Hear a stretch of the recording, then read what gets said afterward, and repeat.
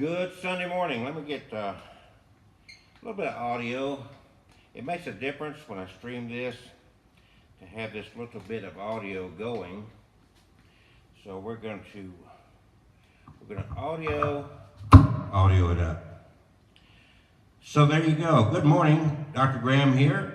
Welcome to the Abnormal Church, ILCCHURCH, otherwise known as the Church of Preparedness, and mostly known as being abnormal. Abnormal meaning we're not your normal church.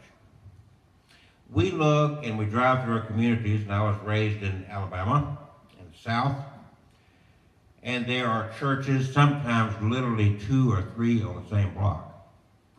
Churches are abundant, and you come especially on Sundays and you see parking lots. People are going and supporting these churches. The bills are being paid. People are clearly supporting all these churches. Well, to me, if the churches were doing their job, we would have literally one of the best areas in the world to live in, given the number of believers and the number of churches who are doing the work, they say, of God. So, if that is normal, if what is being produced is normal, then I have no shame in saying we are abnormal, and I am abnormal, because normal is not getting it. Been talking about reprogramming your mind for success, and we've gone over so far, and you can find this down through the videos that I put up. Most of them will have this same background. But we've gone over so far, peeling back the curtains to see reality, to see the reality of your life, where you are, what is taking place.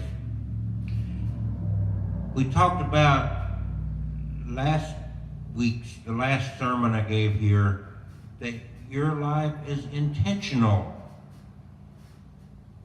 Your life is intentional. Your circumstances are what they are, for the most part, because of choices you've made.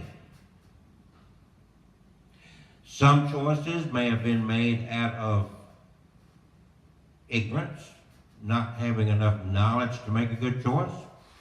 Unfortunately, a lot of choices, and this is one of the things we're talking about overall here, a lot of the choices we make, a lot of the choices you make, are made without thought, because you were programmed from birth.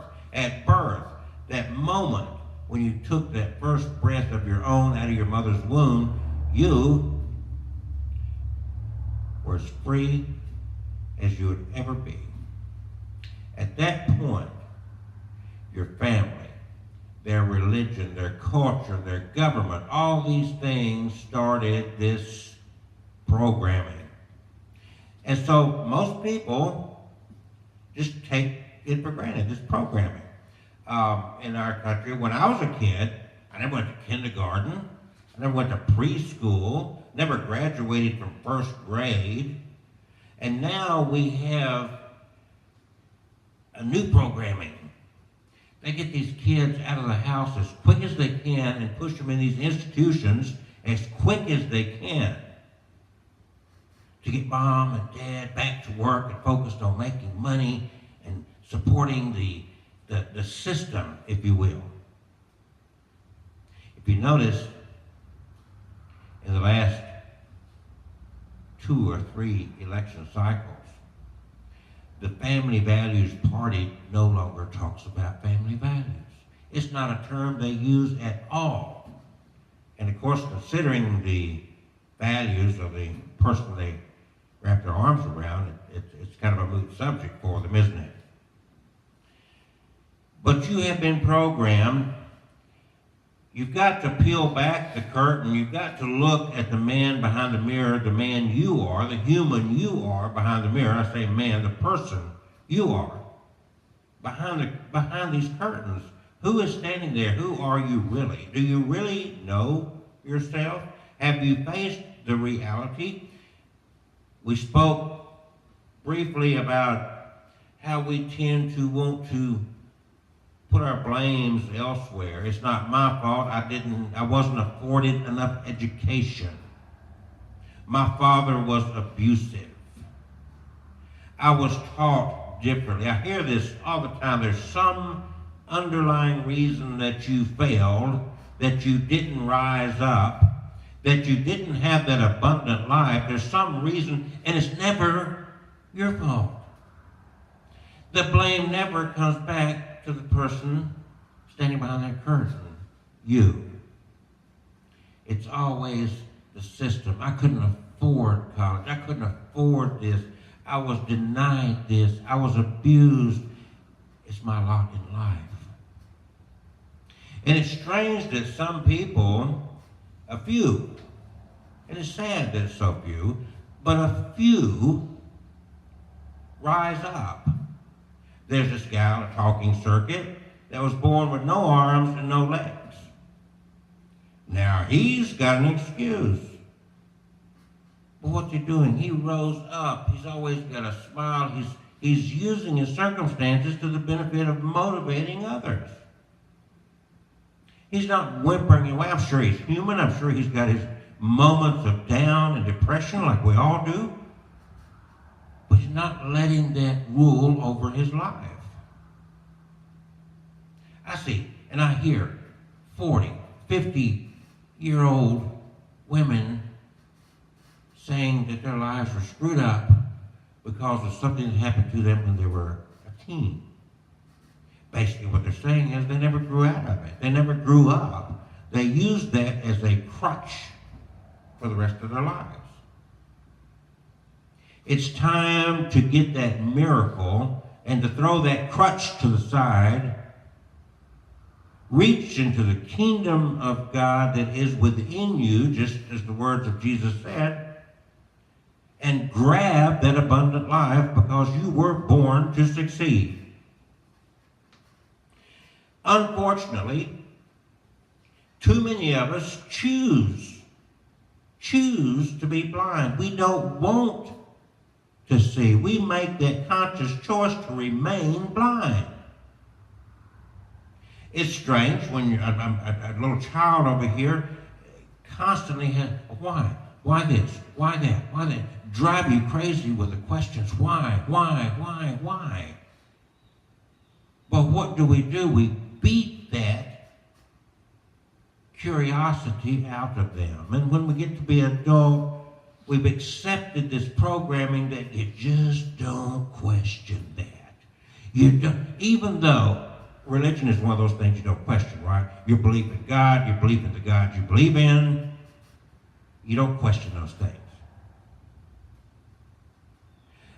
But if you ever read that book is full of men questioning those beliefs, challenging those beliefs, and from the beginning toward the end of the book, there's a growth taking place because they challenged those beliefs. But you're not challenging. You're choosing to remain blind. You're choosing not to grow. You are choosing not to succeed. You've got to ask the question, who in their right mind would conscientiously choose to blind themselves? I can't think of a sane person out here. And most insane people wouldn't even want to do that. You have to, you have a serious competitive advantage when you can see.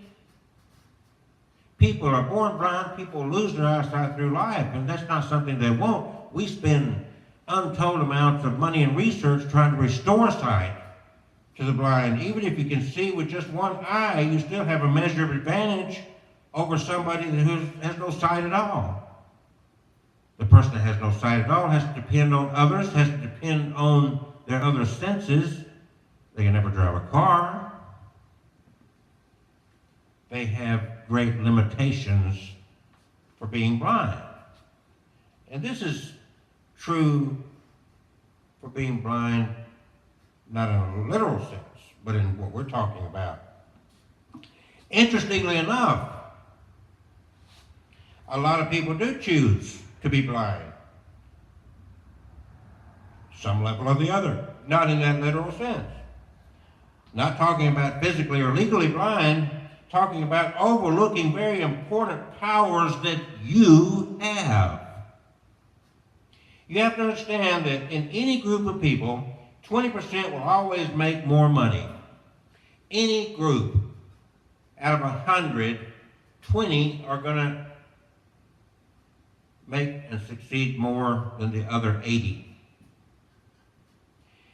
They're going to be more sexually active. They're going to achieve better results in their life. They're going to own more stuff. They are going to have more abundance in their entire lives than the other 80. That's a huge margin of difference, isn't it? Regardless of how you measure success, these 20 will always come out on top. This is the Pareto principle. How bad is this equality? Well, you only need to look at the fact that a tiny fraction of the world's population owns most of the wealth.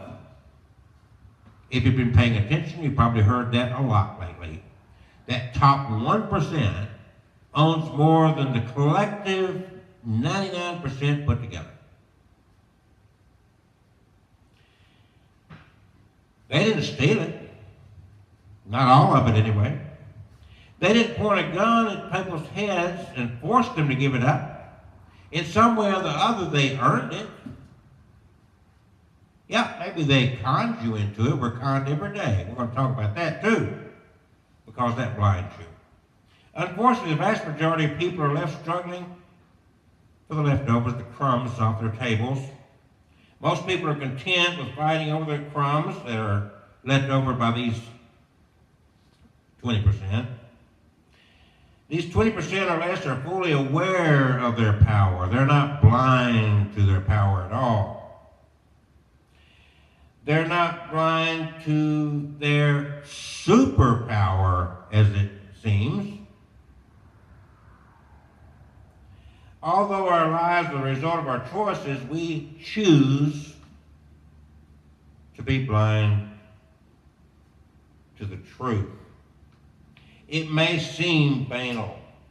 It might even seem like common sense, but the moment you truly believe that your life is the result of your choices, you will start thinking, talking, and acting in a different way. The minute you accept this reality, you will start to be a different person, view life differently, think differently, and act differently.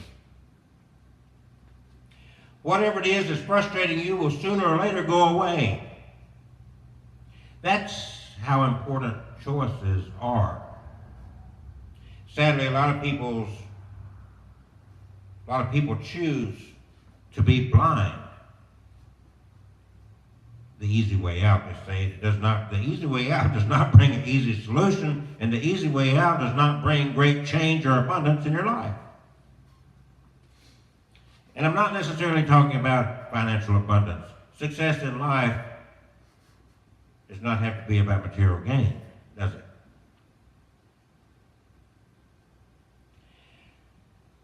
These people that are blind to this reality live their lives on autopilot. They don't make conscious decisions. It's like they're going through the motions of life.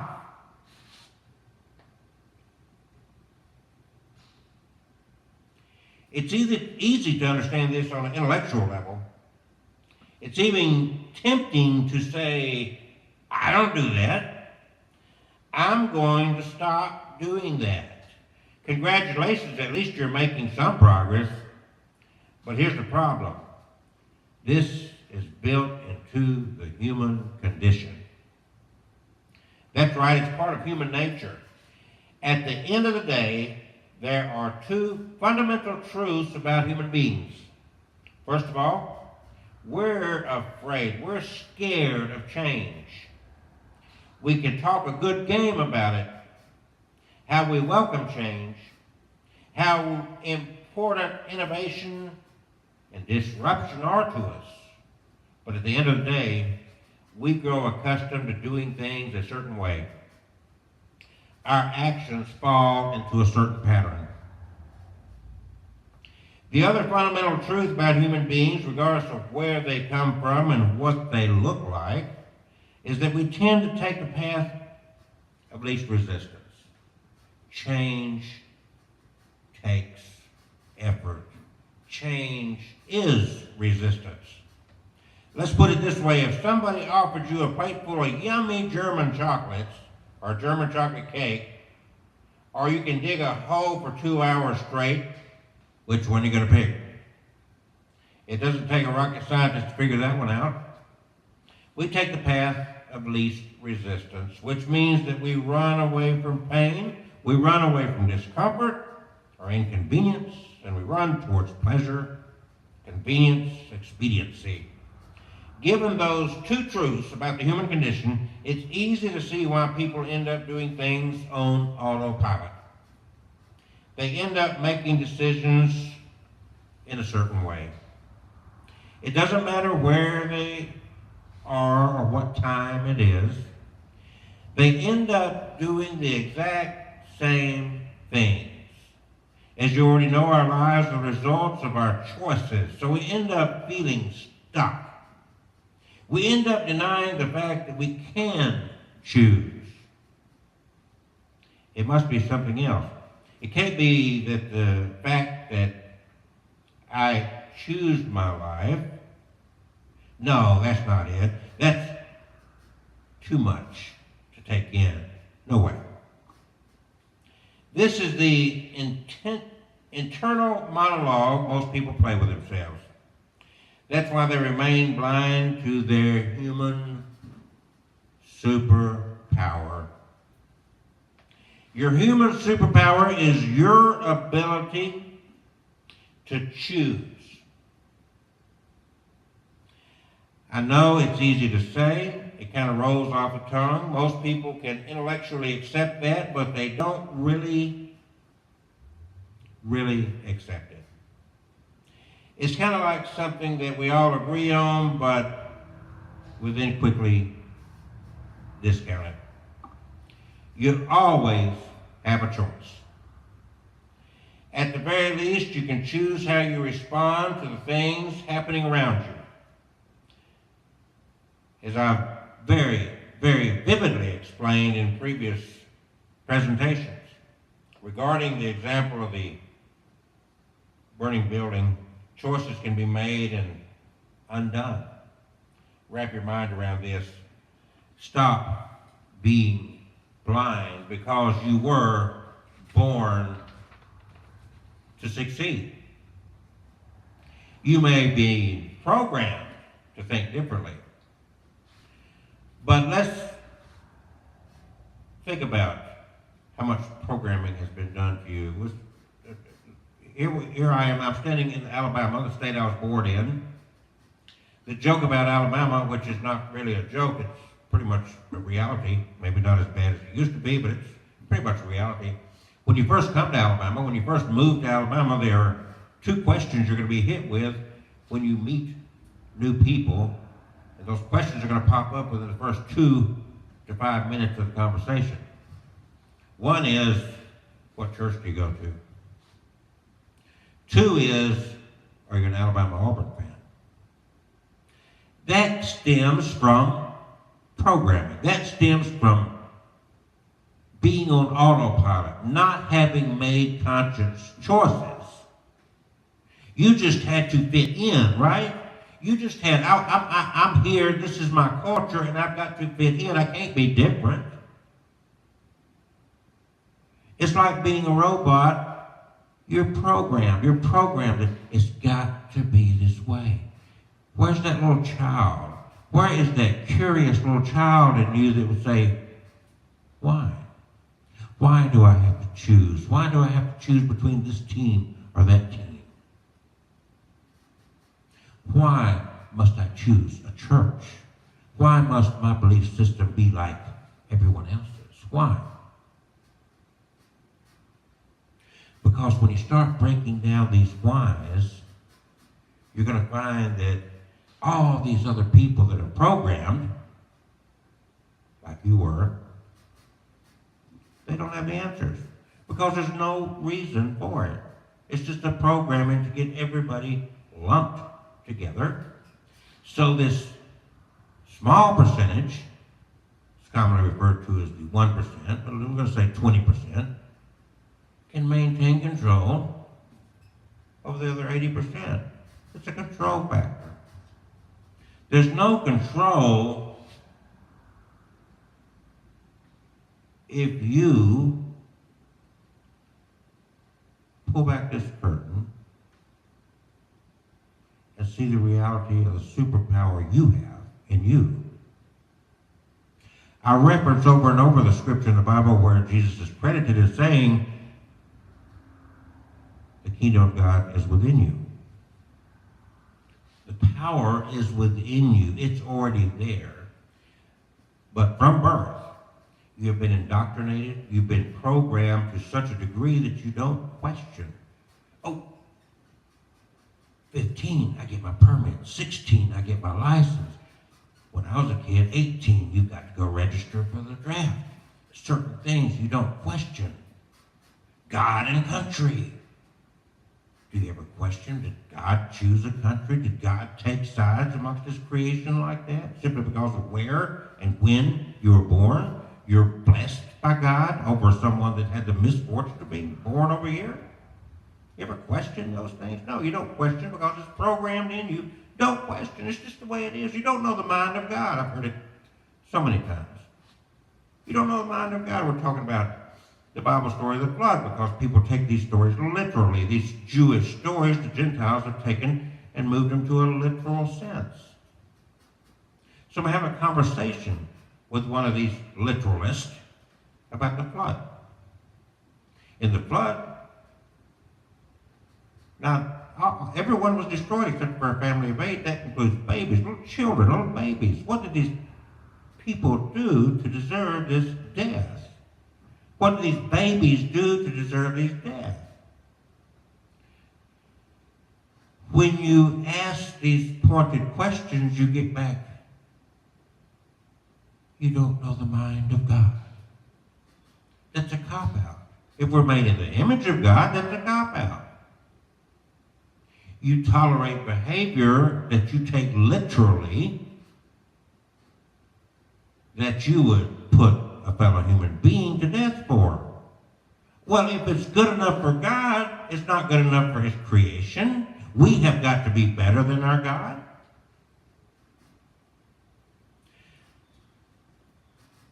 Draw back the curtain. Look at reality. See reality. You were born to succeed. You're not a loser. You're not a wicked wretch of a human being. You are an incomplete human growing. And with the right understanding, with the correct understanding, that the kingdom of God is within you and that you can draw from within that and gain that abundant life,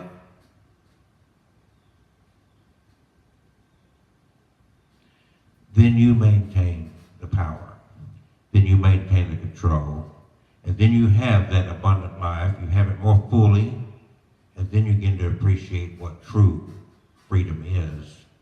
And then you truly begin to understand God. Thank you, Dr. Graham. We'll be back. We're going to cover more on this same subject. We've got a long ways to go together. I hope you're getting something out of this. IOCCHURCH.org, abnormalchurch.org. we are proud to be abnormal because we are changing people not with fear tactics, but with reality. Join us for the change you were born to succeed. Thank you.